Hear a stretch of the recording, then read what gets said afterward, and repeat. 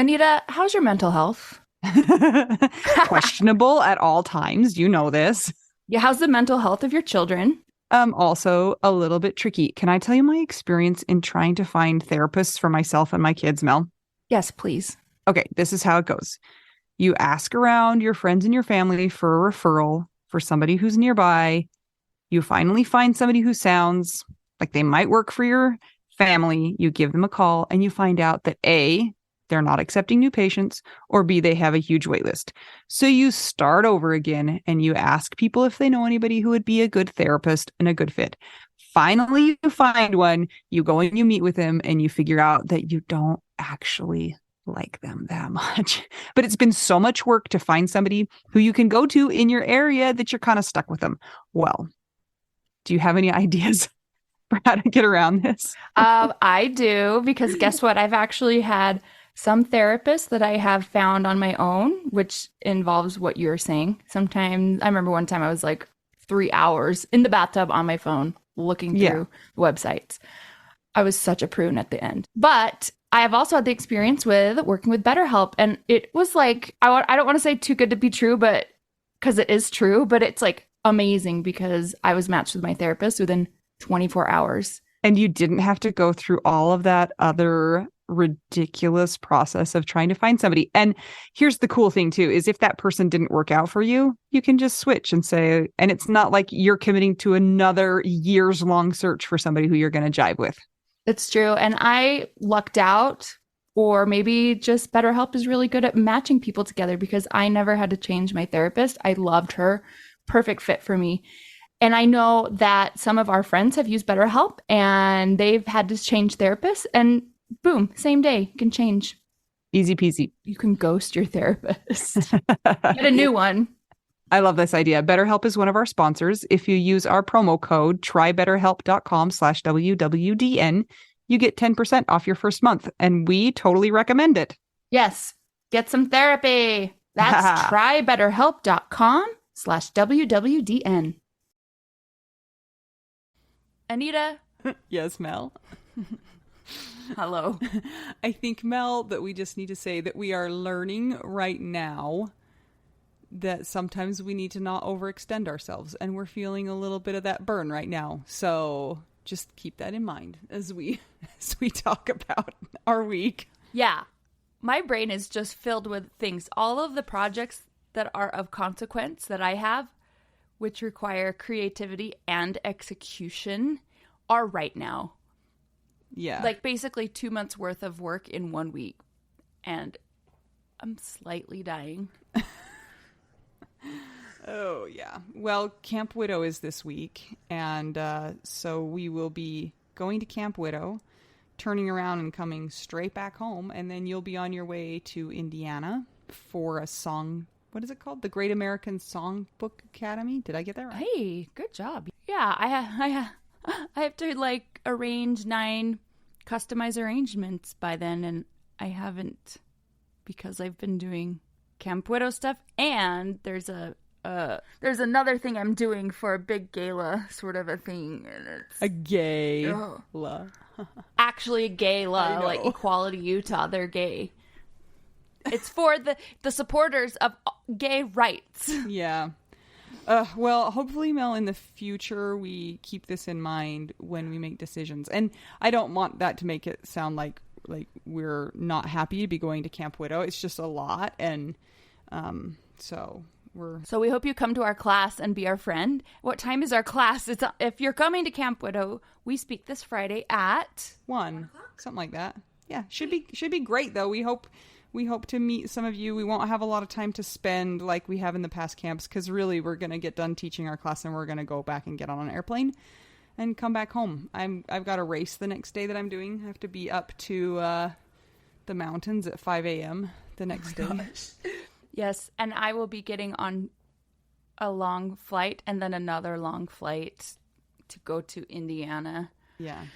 And as a result, you guys, next week's episode is going to be a replay of a really helpful episode, to be determined. So that's going to happen. We have to, something has to give, and that's what we've decided is going to give. So, and the following week, we are taking a 1 week break from an episode because there's just no physical human possible way for us to get it ready. So we are sorry about that, but thank you so much. We are consistent, I have to say. Some podcasts take like a month off sometimes, or the whole summer off. Like My Favorite Murder takes the whole summer off. We have never taken one off, except for when my dad died. Well, but I don't know. That doesn't count. Mel, I wanted to talk to you a little bit about the 4th of July and the events that have happened this week, because I forgot already. Guess what? It was bad. Right after we recorded last week, I mean, things happened. the shit hit the fan, so to speak. Okay, guys, this is going to be a trigger warning for anybody who has trauma regarding fire. Yeah. And death, which I think is all of us. So I don't know. Maybe no one's going to hear this segment. But why don't... Let me set the stage. We recorded last week. And then we went to bed. And then my dog woke me up at like 1 a.m. whining. And I see a text from a friend. And it said, "Are you and your mom okay?" I'm like, "What?" So I took the dogs out to the bathroom and there's smoke all outside.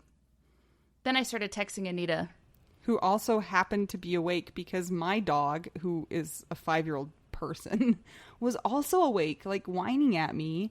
And I get this text from Mel. My heart just starts pounding, because texts in the middle of the night after you have like trauma brain are no bueno, right? And I turn it over. We never text during the night ever, because we're sleeping. Yeah, you're not supposed to text, like you're supposed to be asleep. Anyway, so I look at it, and it was like Mel had sent a picture of the mountain behind her house on fire. So... And we had talked in our little segment, we talked about how fireworks were such a bad idea right now. And then they were. So the mountain was on fire. The parade got canceled. It was just like a really bizarre 4th of July, I have to say. At 2 a.m, I was out on the lawn seeing if the fire was going to jump, because it was super windy. And it was scary because it was the little peak sort of a thing next to the peak by my house. And so if it had jumped, it would have come fast and we would have had to evacuate. Some homes did have to evacuate. I think 89 homes. Yeah. But I was outside. All the houses were dark. I think I was the only one in the whole neighborhood that was aware. Your parents were not aware. No. They were sleeping. So anyway... I was just there, like, waiting for the world to end. Yeah, it felt like that. I had crazy dreams after I fell back asleep, like psychotic dreams. And they were all, like, fire-related. And I was sure it was going to catch my house on fire, which it would have to be a pretty good a pretty good fire to make it that far down the mountain. But, yeah, so that was our exciting, in quotation, 4th of July. I thought it was so funny that I went to the grocery store the next day, and the grocery store in the parking lot faces directly into where the fire was. And by this time it was mostly put out, but in that parking lot, it's a fireworks stand, right? And I know. I'm like, this is such a great juxtaposition. And the authorities are like, "We're trying to determine the cause of the fire." And I'm like, oh gosh, like it takes a real genius to figure this one out, guys. Let me think. On a mountain in July. Fireworks. Nothing. Last night, all over the place. Anyway, so that here's what's so annoying. You guys, you would think that if you had an entire mountain on fire and you had people working for like 3 days to contain it, which is what it ended up being, that you would not light off fireworks that night or the next night or the next night. And guess what? People in our town did, because they love their fireworks. And I just want to know what politician and or church official in the state of Utah, or both, have stock in fireworks. It's motivated by money, obviously. Mel's almost about to get political there, guys. I thought it was so funny. This is also political. Somebody was like, "You can't take our freedoms for fireworks away." And I was like, the ironic thing is that fireworks give people who actually fought in our country like PTSD. So it's true. Kind of rude, but and anyways. Their service animals probably run away. Yeah. Yeah. And it destroys habitat and it causes mudslides. I like how this turned into an anti-fireworks podcast. I just really hate fireworks, all because I stepped on that sparkler. Well, guess what? We also had fireworks last night because our city does like an in-between festival thing. And I had to deal with my 9-year-old having a panic attack for the first time.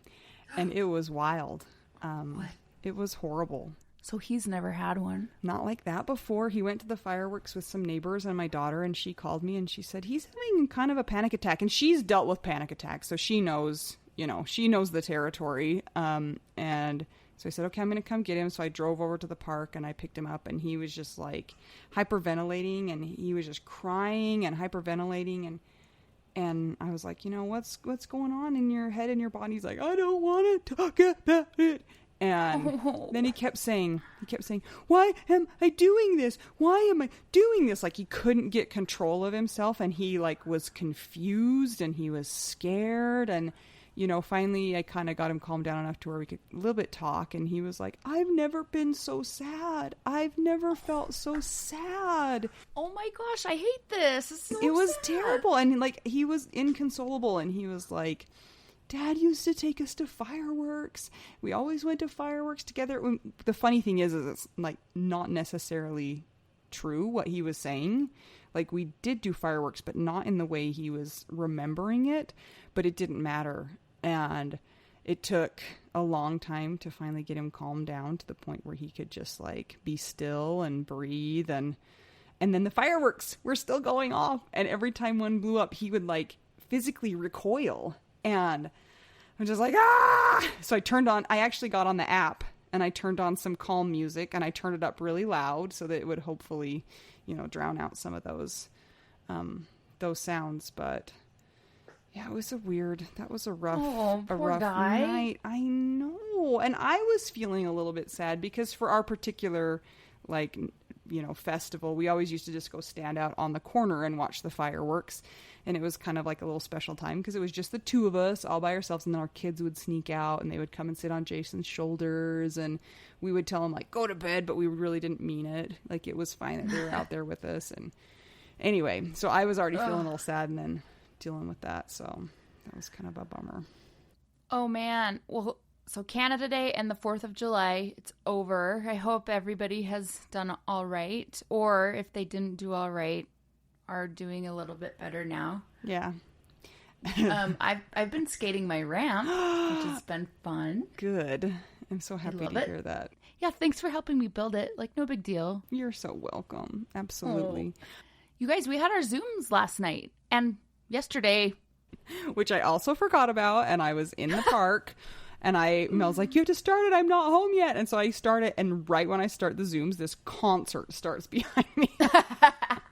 I'm like, somebody else do introductions. I'm going to drive home real fast. And it was funny. I had to get my kids from the pool. I'm like, kids, get out of the pool. We got to get home. I was driving home from a gig. I was able to go to the first one, and Autumn was back. Welcome back, Autumn, from your amazing trip. It's good to see her and to see everybody. We had some good conversations. Yeah. So I was happy with that. Guys, come check out the Widow Wives Club in Facebook. It's our private group. It's amazing. It's full of great people. Just make sure you answer all of the questions. And, come check out the app, too. I used the app last night. It worked wonders. So did you really? Yeah. For what? I told you I opened the app and opened up some music in there. Oh, did you just say that while I was listening right now? Yes. I also have PTSD still because I had a panic attack yesterday. Please forgive me. It's okay. You can just take like all a of that legit out. one. Poor Anita witnessed it. And if you're going to be in San Diego, we'll see you at Camp Widow in our session real quick before we say goodbye to you. Say hi and goodbye real quick. Yeah. We might have some fun free stuff to hand out. So come. Yay. Mel, if we want to keep the podcast going, how do we go about doing that?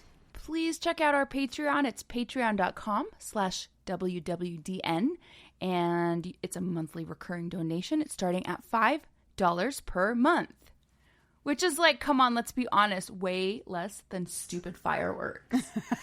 The tiers go up from there, but you get special benefits for each level. And starting at the $10 level and up, you get ad-free episodes as well as a shout-out in episode. We're going to do that right now. We're going to start with our secret patrons, and to them we say, I'm still standing. Yeah, yeah, yeah. A little Elton John for you today. Constance Dahlbeck, David Kelly, Don Satterwhite, Gail Bell, Ivan the Misner, Kat, I hope she's coming to Camp Widow. She is, I know it. Krista Waite, Maya Glasser, Sam Finlayson, it's your episode.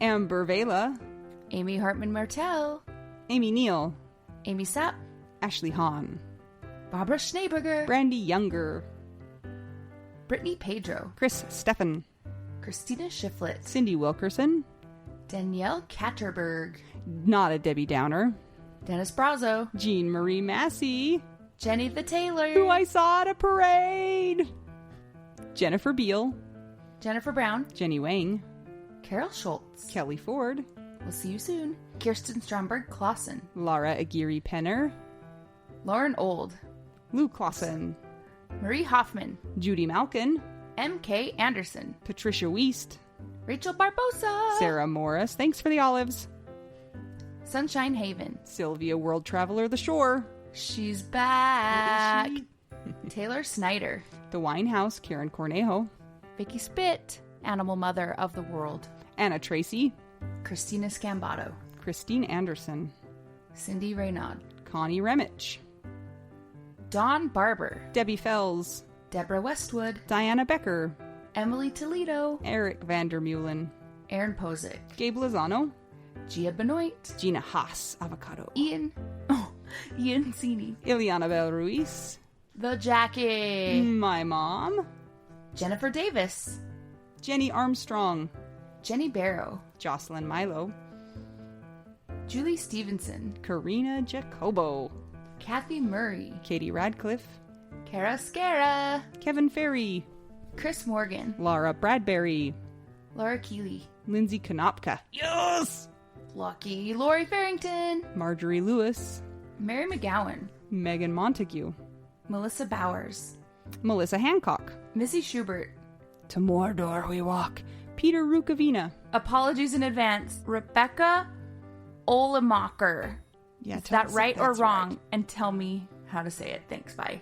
Becky Ziba, thanks for stepping in yesterday. Robin Flam, Sarah Kennedy, Stacy Saywert, Tammy Teravest, Tara Wallace, Val Pecker, and Z-Pack and then some, Wendy.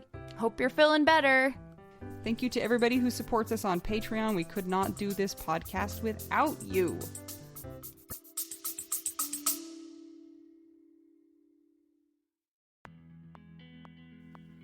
Sometimes we assume that unless we had a huge life insurance payout, we don't really need to know anything about investments or even finances. But guess what? A little knowledge of finances is critical for all of us. Maybe your partner was in charge of that stuff, and now you find yourself making all the decisions. Maybe you're mad about that. Maybe I am. Nicole from the He's Gone But the Money's Not podcast is here to help. She tackles financial literacy by telling the stories of women and widows and finance experts and shares the lessons they've learned as certified financial planners. Whether you know a lot and feel confident in your financial decisions or feel unsure about all of that stuff, there is more to learn. Listen and subscribe to the He's Gone But the Money's Not podcast on all podcast platforms. This ad was paid for by Rockhouse Financial, an SEC registered investment advisor.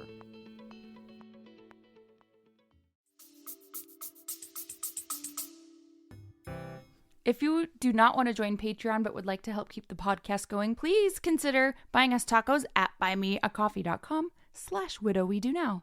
And if you can't or don't want to do any of those things, will you give us a 5-star rating and review on Apple Podcasts or Spotify? It really helps people to find the podcast when they really need the podcast. Thank you to everybody who donates to the podcast so that we can help make the podcast available to those who are not able to donate.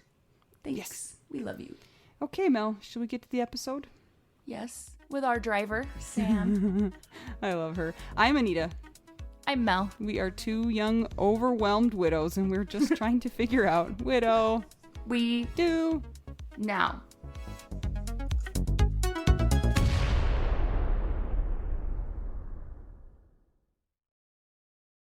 Anita, Yes, Mel. this is my personal driver.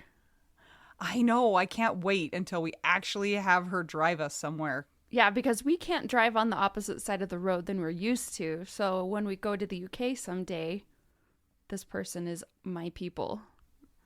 So, can we please welcome Sam Finlayson to the podcast? Hi, Sam. Hi. Sam, is Sam short for something? Are you a Samantha? Samantha. Oh. Yeah. She's like Samantha. Samuela. No, please not that. That does not sound good. I don't like it. I used to love the name Sam when I was like a little kid and you had to choose your fake name. I was like, I love the name Samantha, but I go by Sam. So you're like my alter ego when I was 7. That's cool. I'll take it. She's like, I don't know what to do with that So information. Sam is a really good sport because it's really late where she is right now. It's 11 where she is at night. PM. Yeah. My So fault. Thank you, Sam, for being here. Sorry. Hope that you're going to be okay tonight and tomorrow. I will do my best not to fall asleep on you guys. Well, this time you'll be talking, so it's fine. Sam, tell us where you are if people haven't figured it out yet for themselves.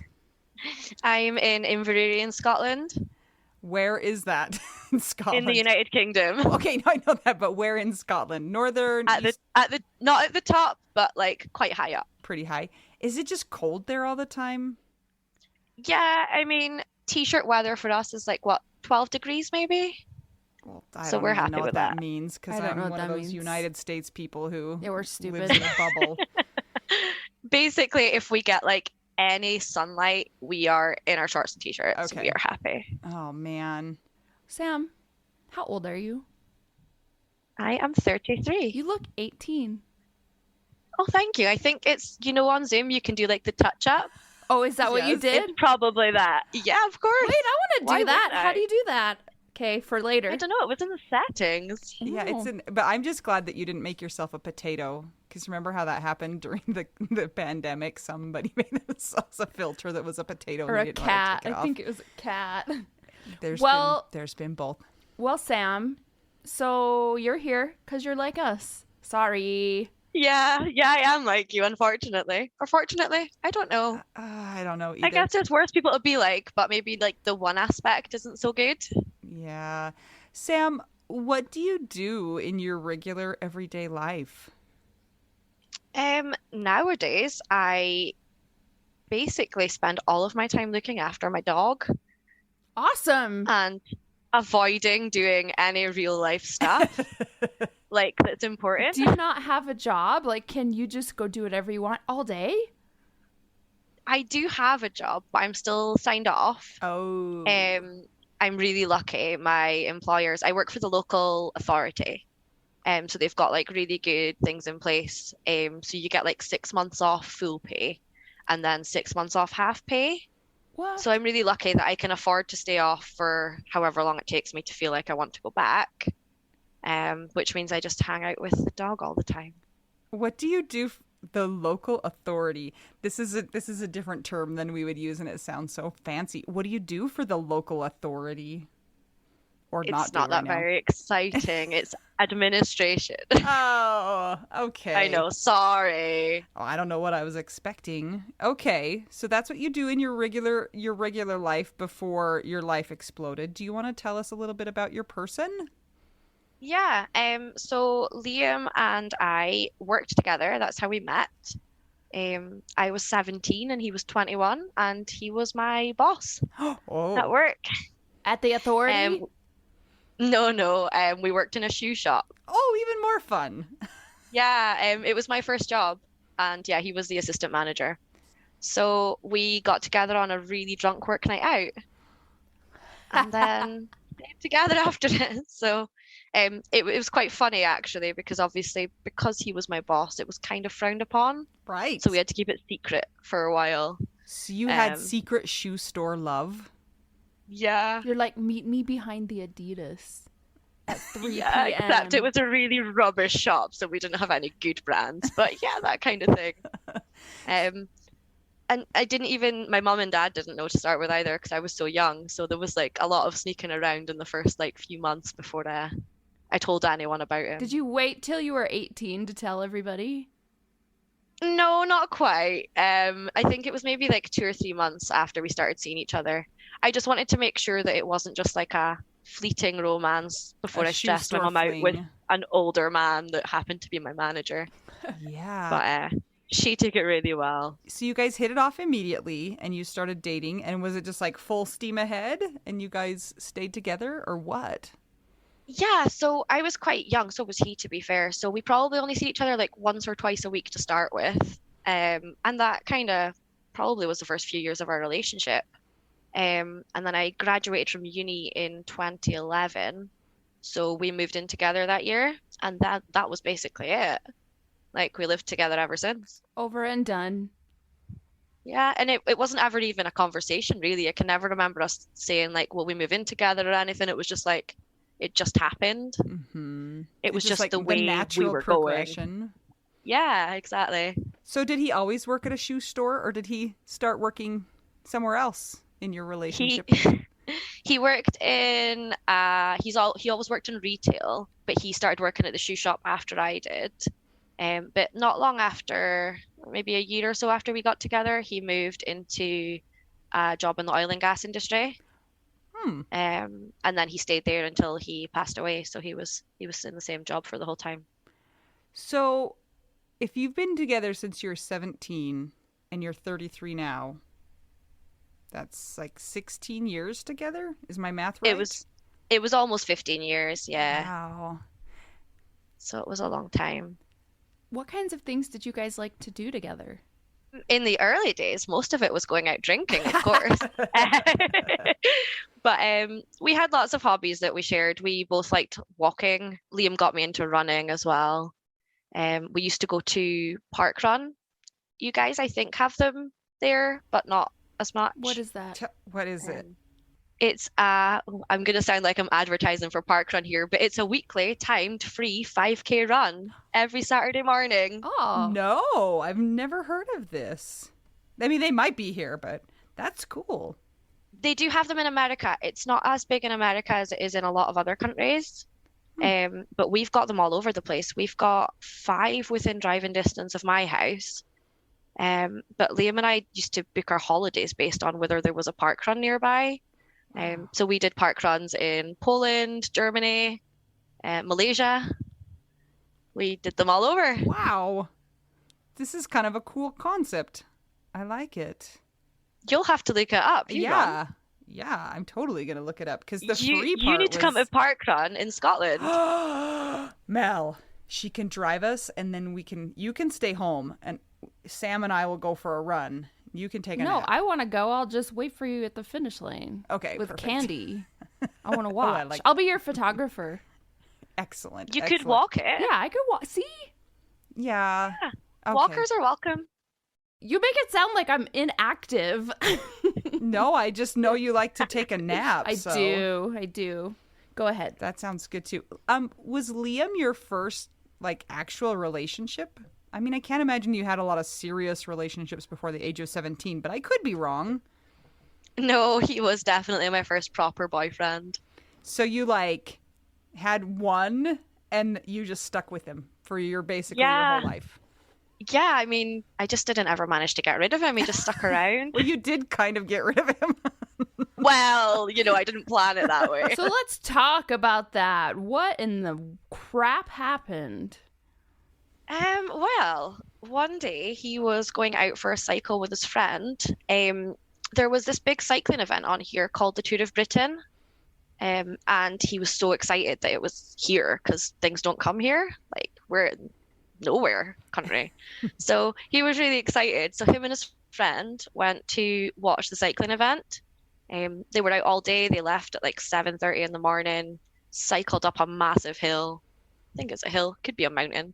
But they cycled up this big thing. A big steep incline. We'll call it an A incline. massive incline. Yeah. Because their theory was if they went to the top, the cyclists would be going slower, so they'd see them for longer rather than watching them flying on the flat. So they did that, and then he was cycling home, and he texted me saying he'd stopped to see one other part of the race that he happened to like come across on his journey, and he sent me some pictures. And then he sent me his live location on WhatsApp. He would always do that when he was cycling, just so I could see how long it would take for him to get home. So never thought much of it. And then when I hadn't heard from him again to say he was home, I looked at his WhatsApp and he hadn't moved for like 20 minutes. So I thought maybe it's just a signal, or maybe, he's dropped his phone or something. But, you think at this point, you start going through everything in your head, absolute worst case scenario, catastrophizing. You think, oh my God, they're dead. And then you go, no, don't be stupid. It'll be something ridiculous. It'll all make sense later. So I thought, right, I will drive home. I was at my parents' house. So I thought I'll drive home the way he would have been going, because then if anything has happened, I'll find him and be able to help him. So I was just driving along the road and there was a police cordon blocking the road closed, police cars everywhere, not letting anyone through. And you just feel that knot in the pit of your stomach. You guys will know it well. And I just knew. So you didn't think, oh, maybe he's helping somebody that fell or got hurt or is having a problem. Like, you knew it was him. No, I just knew. I felt like even if it was something like that, he would have got in touch with me, so I didn't worry that his phone wasn't moving. Yeah. Because I've always been a little bit like, oh, make sure you let me know when you're on your way home so I know you're okay if you're cycling. So Cycling's he would scary. never have stopped. It is. When Anita goes cycling, like when I see her get her road bike out, I'm like, I mean, and we're not even for real married. We're like fake. I'm like scared for her life because it's happened. And we know a lot of widows that have become widows this way. So yeah. I mean, it's the dumbest question, but how was that when your biggest fear actually came true? Because most, a lot of times, I don't know what statistics are, people will get worried about that, but then it won't happen. But it did happen. It's really difficult because it kind of messes your brain up a little bit, because you always worry about things. That's natural. But then the worst thing that you then thought had happened has actually happened. You then have to try and convince your brain in any other scenario that you're nervous or anxious about that it's not going to be that again. But your brain doesn't get it because it was right last time. Yeah. Yeah. That makes total sense. Yeah, so it sucks. So he was riding alone, obviously, because otherwise somebody would have sent the signal. And did he was there like an accident, or did he just like what happened? Like, what actually happened? At the time, they weren't sure what had happened. There were cars on both sides of the road, so there were witnesses. And the witnesses at the scene basically said that he was cycling along completely normal and then just literally keeled over. Oh, okay. So he wasn't hit by a car. There wasn't like a... No, there was an inquiry at the time. It was actually all in the local media and stuff. They were putting out requests for witnesses because there was a car coming in the opposite direction and there was also a car about to overtake him. So it was really hard for the car on the other side of the road to see if they'd actually sort of brushed his bike. But they examined the car. There was no marks on it. There was no marks on him to indicate he'd been hit. They tracked down the driver of the car who told them exactly what happened, and they said they seen him in his rearview mirror and he was still cycling along. So there was nothing untoward. He just died. So did they do an autopsy to figure out what exactly had happened? Yeah, so they did do a postmortem on him, and the diagnosis was an anomalous right coronary artery and cardiac enlargement. Oh. Which apparently is something that the anomalous artery, from my Googling, so sorry if I'm wrong, but from what I've seen, it is something that would have been present from birth. Yeah. But just never picked up on. And the cardiac enlargement, in theory, was probably, they think, because he was exercising quite a lot that day, so it would have just been from his heart pumping more. So he died of funky heart bicycling syndrome. Yes. Yeah, I made that up. When did this happen? September the 12th last year. So 2021. Yeah, 8 months ago. So not even a year yet, and you are in the thick of it. Yes. When you approach the scene, do you remember how they talked to you? Did you say, "Hey, I belong to him. That's my person. Like, what's going on?" Or are they like, "Stay away. We don't want anybody near." What happened? Yeah, so the road that it happened on is quite a long stretch of road. So they blocked it off both ends. So the part I reached when I arrived was nowhere near where the accident had actually taken place. So it was just one police car blocking the road and turning people away. So I stopped the car because they tried to turn me away and they didn't want to tell me anything. And I was just like, no, I think my husband's on that stretch of road. Has something happened? They're like, no, we can't tell you anything. We're really sorry. And I was like, has something happened to a cyclist called Liam Finlayson? Mm. And I just seen his face. And he was like, who are you? I was like, I'm his wife. And they said, you better pull your car over here. Oh. Oh my gosh. And then I knew. Oh. Did he, were they able to revive him at all, or did he die on the scene? No, they didn't manage to revive him. The people who were in the cars nearby at the time who seen him, I can't remember if they were nurses or doctors, it's all I haze, but they were medical professionals. So there were people with him literally within seconds, trying to give him CPR. And because of the cycling event that was on, there was a lot of paramedic crews in the area. So he had literally everyone with him so quickly, but there was just nothing. He was just gone. They tried, I think, for about half an hour, 45 minutes, but they just couldn't do anything. This is very similar to my experience, although I didn't drive to the place and find him, but same kind of like, you left, you were healthy, you were going to do your thing that you love to do, and then you dropped dead, and no reason to think that was going to happen. This is not a fun experience. I would not recommend it to others. It's really rude. Yes. Like, why do this? How old was Liam? 35. Oy. Jeez. So, Sam, you're in Scotland. How common is it to be a young widow in your area? Do you know any others? I know a few in my local area, but we all seem to be at very different points in the journey. But I have connected with a lot of other widows and widowers across the UK who are similar ages. We have an organisation here, I think, that's been mentioned on the podcast before, and it's called Widowed and Young. Yeah. So it's for any young widows in the United Kingdom. So they do a really good job of getting people in sort of similar groups and things. They've got Facebook groups where you can join where, you know, you're a widow and you have a dog, or you're a widow and you have a cat, or, you know, all those kind of random quirky things. Do they have a group for widowed and used to work at a shoe store?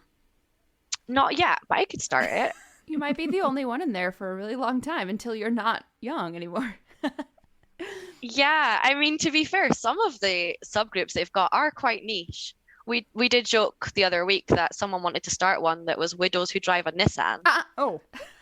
And there was 3 of them in the call at that time that drove Nissans, so they wanted their own little subgroup. It seems like it could be stalker-y. I think I would not like my identifier out there like that.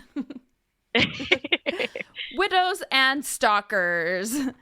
So, Sam, now I know it's different as far as in-person meetups across the world based on what regulations are, but have you had a chance to meet in person with anybody from that group, or is it mostly online? It's mostly online, but I actually met one of them a couple of weeks ago. I had a spare ticket for a gig. It was actually Darren Brown. I don't know if he's popular over where you guys are, but he's kind of like not a magician, but a magician. He does weird mind brain tricks. He's really cool. But yeah, one of my widower friends came up to go to that with me, so that was really nice. And then just the weekend past, we had lots of picnics all over the country because it was the organisation's 25th anniversary. Wow. So yeah, so I drove down to Dundee, which is about an hour and a half from me, and met some other widows there, which was really nice. So, Sam, I remember you posting something online about a show that you went to, and it might not be the same one that you just mentioned, but I think it was a comedy show, and you had a pretty funny story that had to do with widowhood in that post. Will you tell us about that? Sure. So, back before the world all changed with COVID, I bought tickets to go and see Jimmy Carr for Liam and I. He was our favorite comedian. I don't know, is he popular over in America?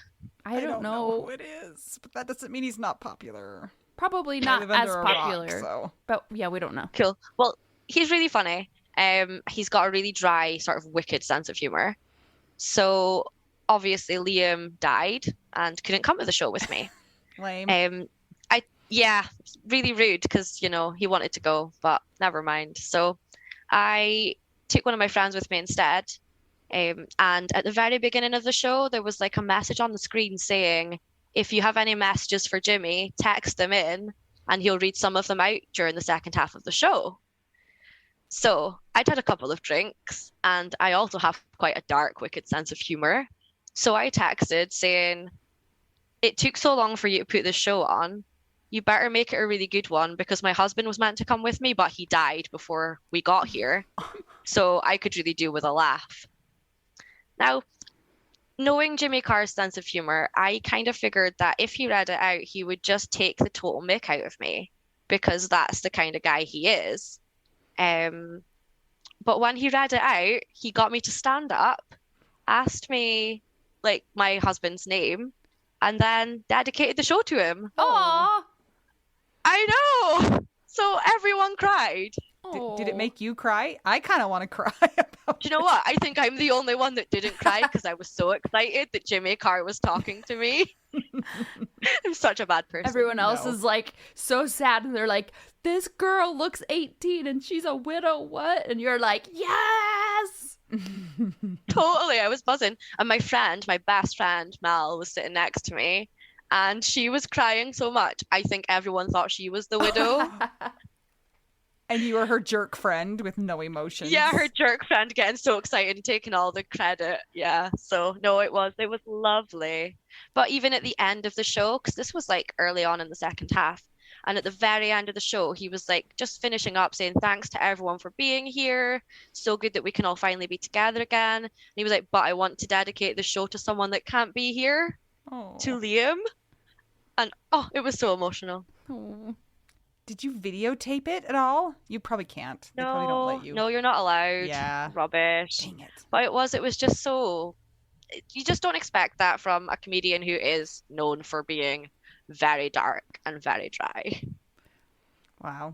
That's kind of cool. Yeah, I love that. I mean, it's like a benefit that maybe you would be willing to give up to have him back, but that's not always. I don't know. It was really cool. I'm kidding. Obviously, I would have him back in a heartbeat. Okay, Sam. So you have a dark sense of humor, obviously. How much have you cried during this whole stupid nonsense of widowhood? Do you cry? Do you laugh? Do you do nothing? Do you do all of the above? What's it like? I have not cried as much as my friend and my mum would like me to have cried, I think. I'm not much of a crier. So like in the early days, I had to like kind of report to them and be like, don't worry, I cried today. Because I just don't like crying. I will do whatever I can to avoid it. Like I can be sad and be upset, but just not cry. Yeah. I just don't enjoy crying. It's the worst. Thank you. I'm crying. with you, sister. I have to say that I did cry a lot, and I was so uncomfortable that I was crying so much because it's just I hate crying, and I was so glad when it lessened a lot. But yeah, you don't strike me as somebody who cries a lot, so I was curious on if Liam's death had brought that out at all, or if you're just kind of still Sam. I mean, I did cry. I cried at the funeral. Good job. Good job. Yeah, I did. I let myself cry at the funeral. And actually, a week after he died, before his funeral, my friends were getting married. So I did cry at the wedding because that was really emotional. Oh, gosh.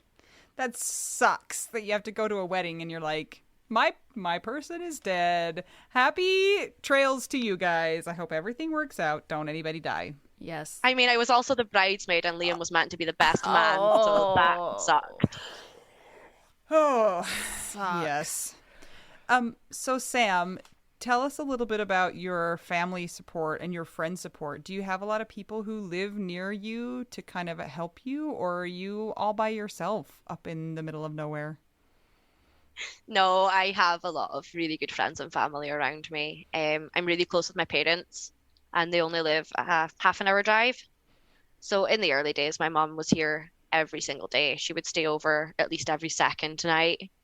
So she was great. And I've got my neighbors. Honestly, the street is like the best street ever. The neighbors are amazing. They were like just dropping off food or just like turning up to make sure I was okay or sending me messages. So no, I live in a really, really nice area. And also like other like organizations that I'm like part of, like the running clubs that I'm in and the people that I know through parkrun, my work colleagues, everyone was absolutely phenomenal, to be honest. I've listened to other people's stories. I'm always like so grateful about the support that I've had. And you've continued to run, right? Mostly. Because I see pictures on Facebook where it's like, it looks like you're running.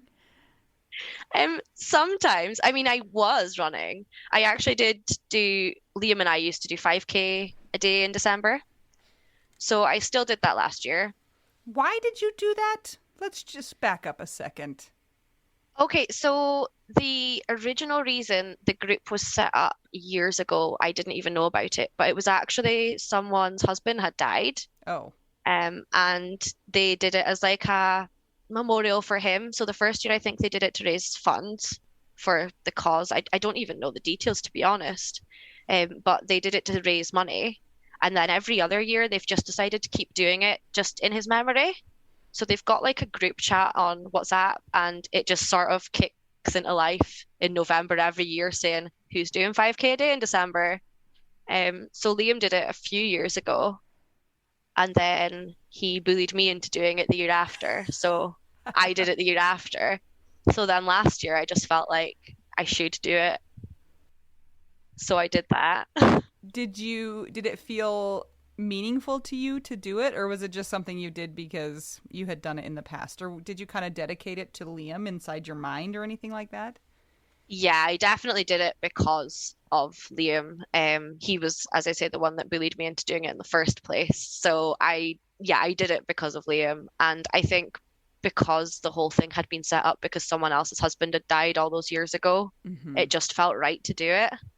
My friend Jen, who got Liam into it all those years ago as well, she hadn't done it for years, but she chose to do it last year too, because she said if I was doing it and I'd just lost my husband, then she had no excuse. So she did it too. Ooh.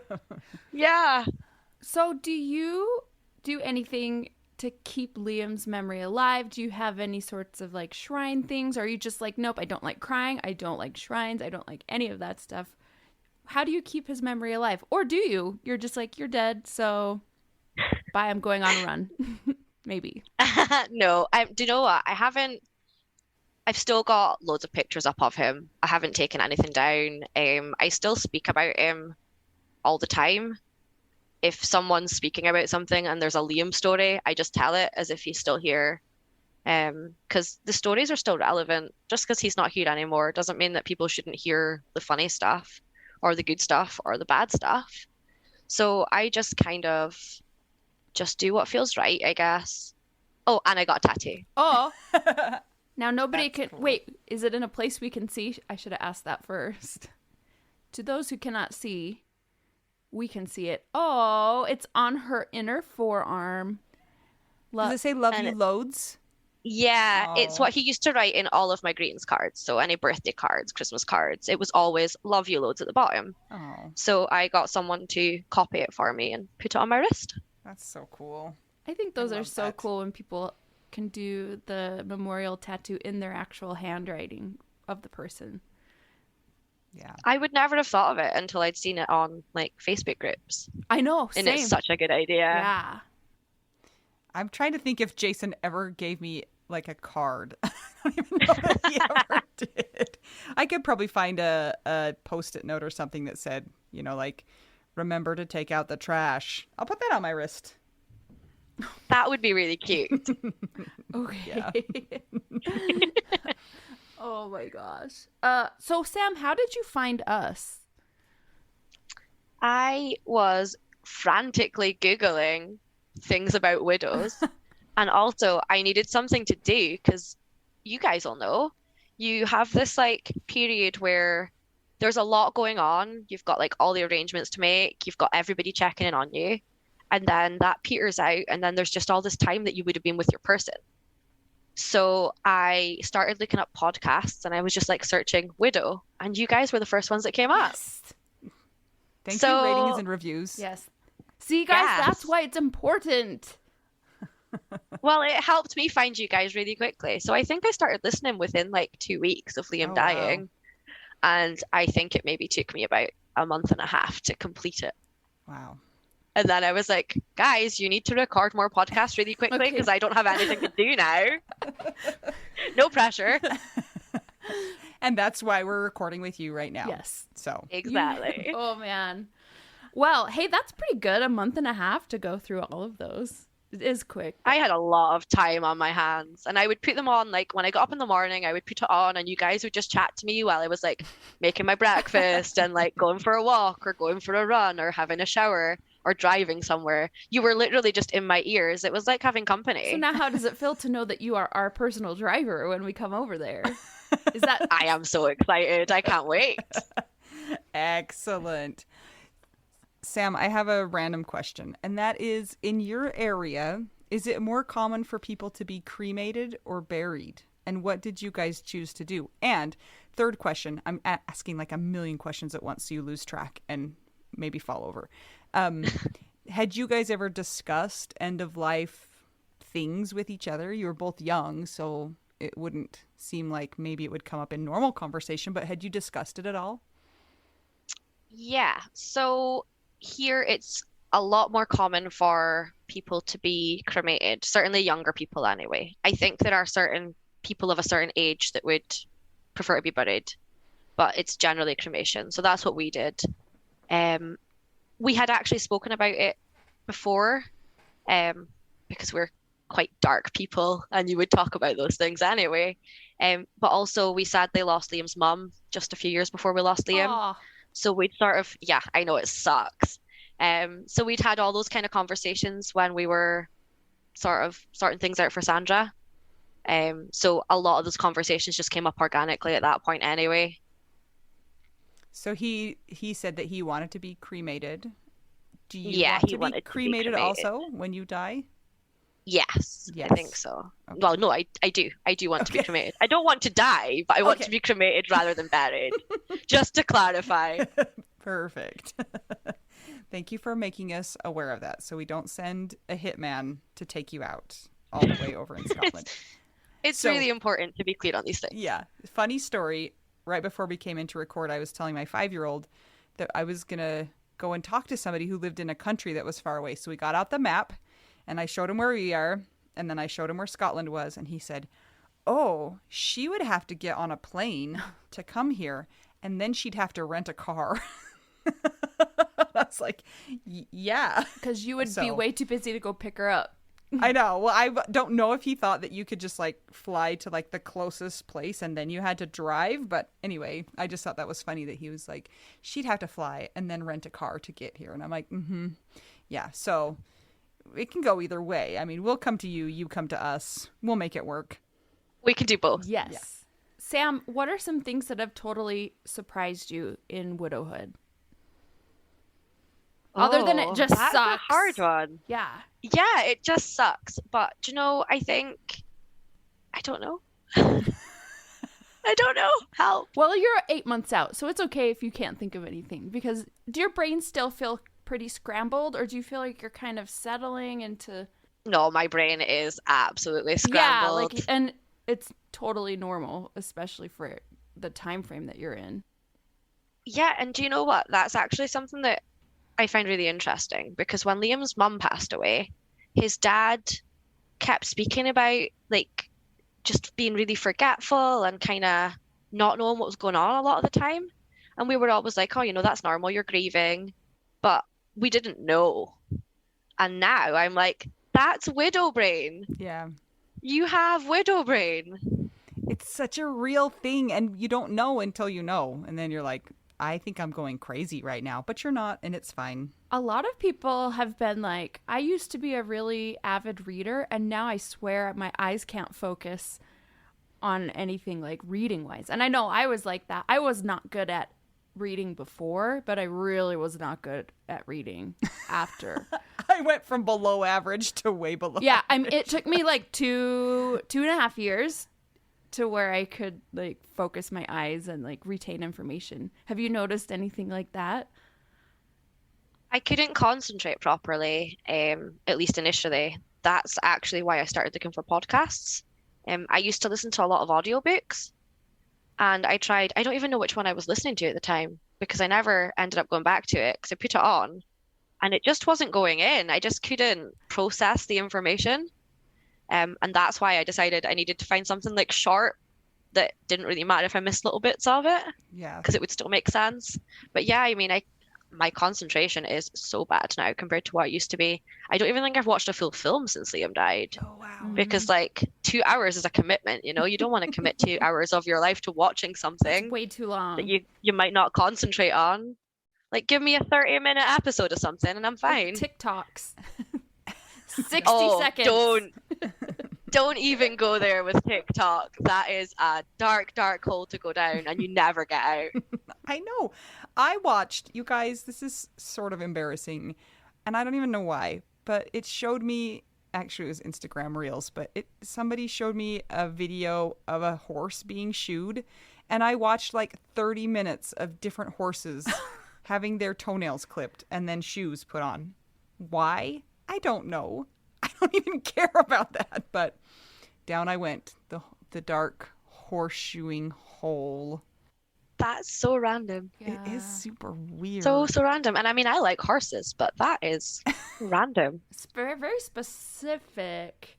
I know. It's quite a niche, that. Mm-hmm. Who even knew that there were like accounts that just show that? There are, you guys, and you can watch hours worth of them if you stay committed. Or like, please send me the link. Zit popping or cyst popping. There's a whole lot of weird things. Sam, so you've listened to our podcast, so you've heard some interviews from people that are further out, like the 30 years or 15 years or even 5 to 10 years. Do you listen to those and you're just like, I can't even imagine being in that place because I'm still just trying to remember like how to put my shoes on? Yeah. I mean, I think every day almost feels the same in this kind of stage when you're like, less than a year, probably less than 2, 3, 4 years even. You're just kind of going through the motions. You're still dealing with a lot of paperwork and stuff, so you feel like you can't even contemplate what, the next part of your life's going to look like because you're still sort of living in the past. Whether you want to be or not, you've still got to do all the cleanup, all the death admin, all the organizing. Yeah. All of that kind of thing. It's the worst time. And it's true. Somebody, what is it? Option B. There's some podcast called The Longest Shortest Time. And I think that's so true because in the overall scheme of things, it is a short, in quotes, amount of time, but it is the longest short time of all time. Like say you feel like this kind of taking 2 steps forward and 3 steps back for a while, or you're dealing with death stuff and it seems never ending. But even though you could look at it and later and be like, oh yeah, like that was like a year or two, it seems like 30 years or something. Like every second is so long, Yeah, time really does just stand still and keep you there. Yeah, so any of you listeners who are in a time frame from your person's death that is maybe similar to Sam's or even earlier or maybe like a year to 2 out, don't worry. It's going to change. You get better at it. Things still suck for a while, but it just seems like it's so long and never ending. But it does evolve. So in the beginning or earlier, Sam, you talked about how you found some widows, but they were just in very different places from you. Do you find it helpful to associate with people who are further out, or do you find it more helpful to be with people who are in your own cohort, so to speak, like same time period, same type of death, things like that? I think there's a bit of both, to be honest. I think regardless of the time frame on when their person died, I find it easier to sort of associate with people who are a similar age to me and maybe a similar situation.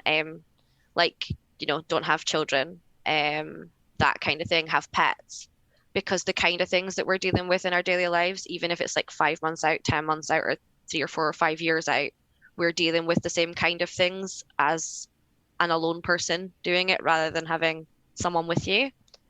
So a lot of the people that I've connected with tend to be, a couple of years younger, a couple of years older than me. Mm-hmm. So, along those lines, were Liam and you planning on having a family, or were you happy with no kids? You were going to be a dog family forever?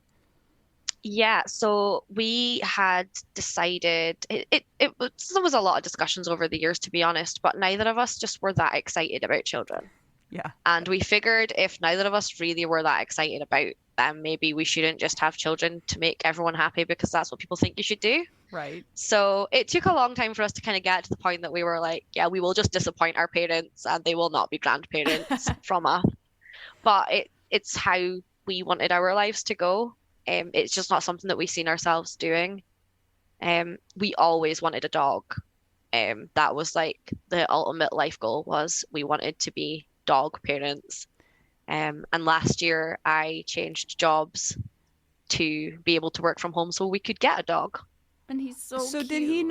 did you not have the dog with Liam, or did? Yeah, so we got the dog in April and he died in Oh, September. oh, so he was just a young. Is his name Ozzy? Yeah, Tell us Ozzy. about Ozzy. He is mental. Honestly, he is, well, he's now, what, 14 months old? He's a working Cocker Spaniel, which is quite a high energy breed. They breed them to basically go out hunting and collecting like dead birds and gross stuff like that in the fields with the guys and their guns. So they're bred to be out running all day. So as a pet, you have to keep them really busy. You have to keep their brain busy and their body busy, or else they can be a challenge. Destructive. I have one of those in this very room, actually. Where is he? He's behind the chair. Yeah, they're bred to collect game and be a hunting companion. Do you know if there are like hunting trials near you, or have you ever considered doing that with Ozzy just so he can like pick up birds for fun? Pick up birds for That's fun. what they do. It's a thing. That's terrible. So I'm vegetarian, so it doesn't really align well with my preferences. But we do other things. We actually have started doing man trailing, What is that? which Like that's a finding fancy people? word for, yeah, people Like scent trailing. detection. Yeah, so it's kind of like how they train like search and rescue dogs, but just for fun. So you have like a scent article for the person that they have to go and find. The dog has to sniff the scent article and then follow the trail of the scent until they find the person. And then they get lots of food. Nice. And no birds are harmed. No birds are harmed. People occasionally get quite cold if it takes the dog a long time to find them. But as long as the birds are okay, I guess we can sacrifice the occasional person in the woods. So I'm curious, Sam. You and Liam had kind of come to a place where you were like, we're not going to have kids and we're happy to disappoint our parents.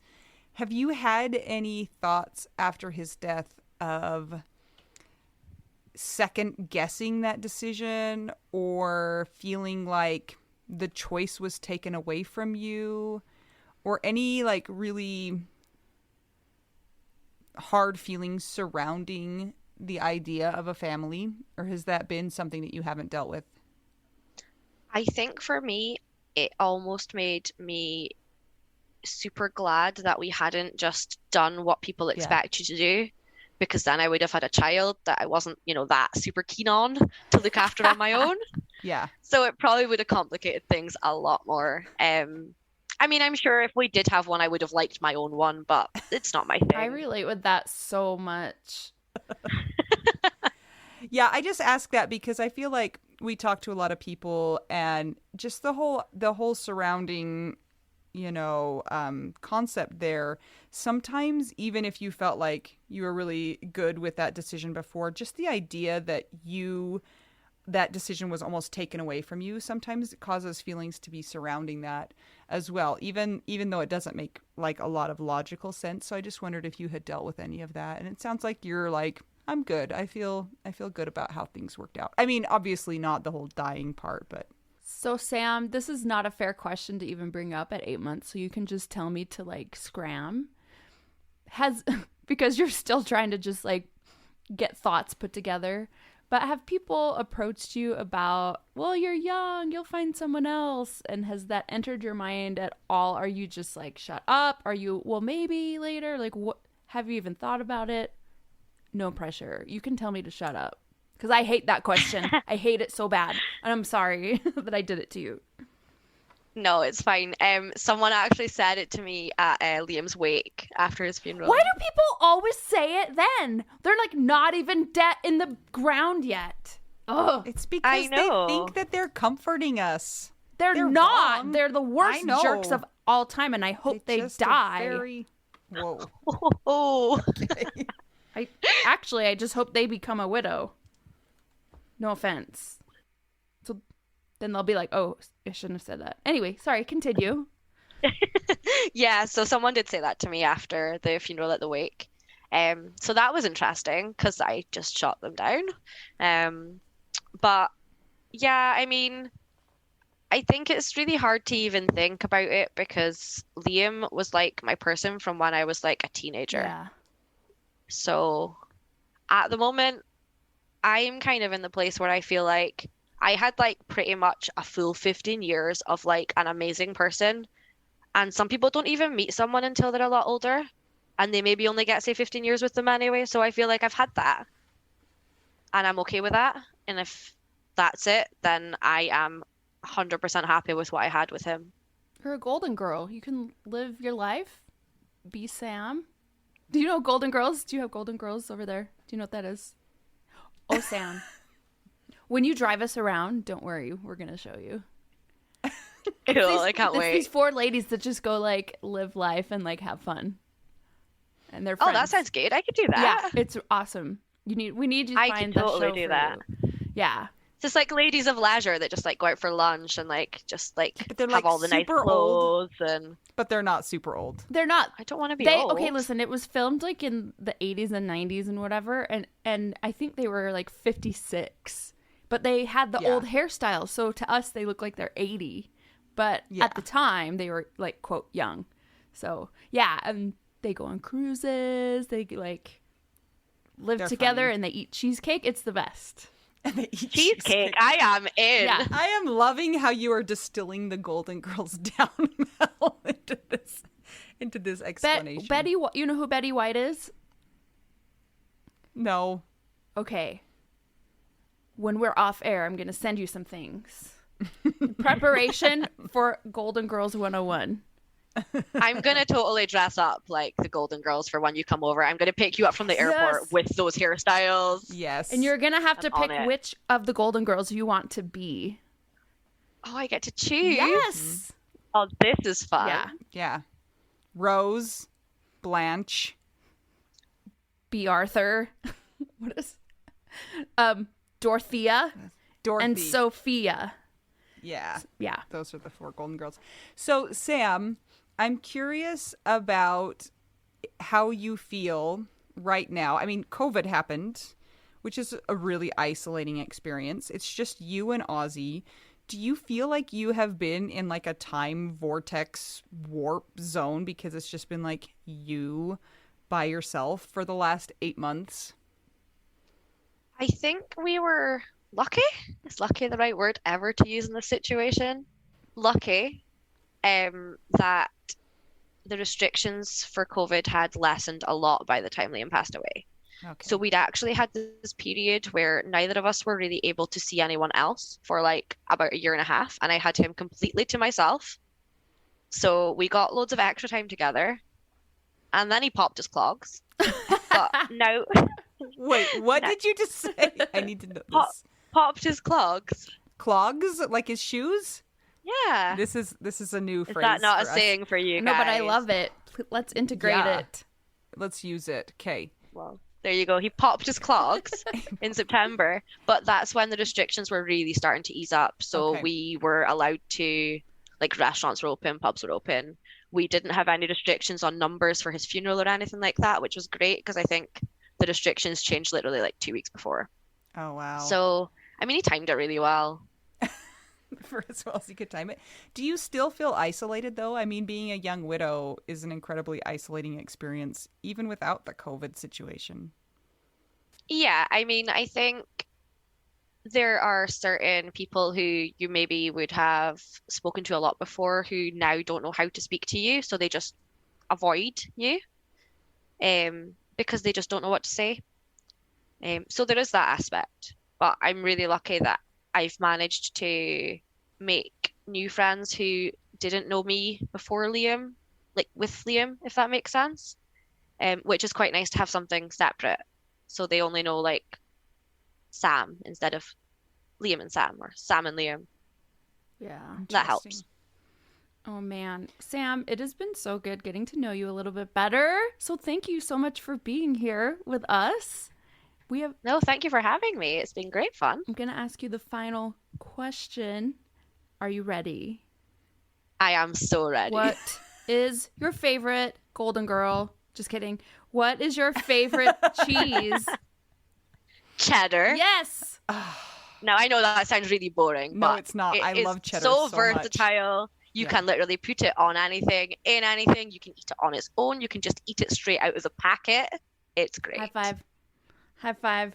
Woohoo. High You're going to five. belong really well in the Golden Girls Club that we start together. I'm so We'll have excited. kids. Or we'll have no kids. We'll have cheddar. And that's it. Dogs. Dogs? Can we have dogs? dogs. I'm going to say that again. Yeah. Mel just lost her mind for half We a can second. have dogs, cheddar, and that's it. Sounds perfect. Can I just say, full disclosure, I was like, Sam, can you just be on our podcast because I just want to listen to you talk for an hour? Is that fair to say? I mean, I guess I maybe have a weird voice to I you, feel that's what but I Americans sound pretty say. normal to me. I know, but I just think it's really fun, and we learned a new phrase, so I feel like this was time well spent for sure. Absolutely. No, thank you so much, guys. It's been really fun. Thank you so much for joining us today, Sam. Remember to check out the Widow Wives Club. It's our private Facebook group. Sam's in there, so you can come and give her a high five. Tell her that she is cool if you answer all the questions first. And remember, the Widow Wives Club is for anybody who has sustained partner loss, married or unmarried, whatever your circumstance. And if you want to keep the podcast going, check out our Patreon. It's patreon.com/WWDN. If you'd like to buy us tacos, go to buymeacoffee.com/widowwedonoww. Until we talk to you again, I'm Anita. I'm Mel. And I'm Sam. And we are two young widows and one widow in the middle of nowhere wearing a t-shirt when it's entirely too cold. And we're all just trying to figure out widow We do. now. Ah, ha ha ha ha.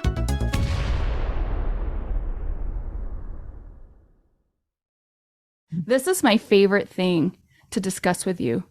Tell me, what is it? One of my favorite things. I do enjoy tacos and cheese and dogs. This is about how you cannot pay hundreds and hundreds of dollars for a phone plan, especially when you're a widow, your person is dead, you might have kids, you might need another option, and you just want your phone to work, you want unlimited texting and service, and you want it to be like $25 a month. It blows my mind that they have plans that start at $15 a month. That is so cheap. And the cool thing is it uses other 5G networks, and so you don't have to pay extra for that, and you still get great service. Yep, Anita and I have traveled all over, and I have used my phone. So I highly recommend it. And my mom's even on it. When my dad died, we put his phone down to the cheapest plan, which is $15 a month. And I think my mom's on the $20 a month plan, and it's so worth it. It's so much cheaper than what we were all paying before. So I highly recommend it if you're on a budget or not. Who cares? Ryan Reynolds is in charge of the company, and they send you free stickers with Ryan Reynolds temporary tattoos. It's kind of the best. So if somebody wants to sign up, what can they do, Anita? Go to trymintmobile.com/WWDN. Seriously, you guys. Such a great idea. Save yourself some money. And if you're worried about losing data or having any changes with your phone, not going to happen. They walk you through it. Everything's fine. It's the easiest process of all time. Again, that's trymintmobile.com/WWDN.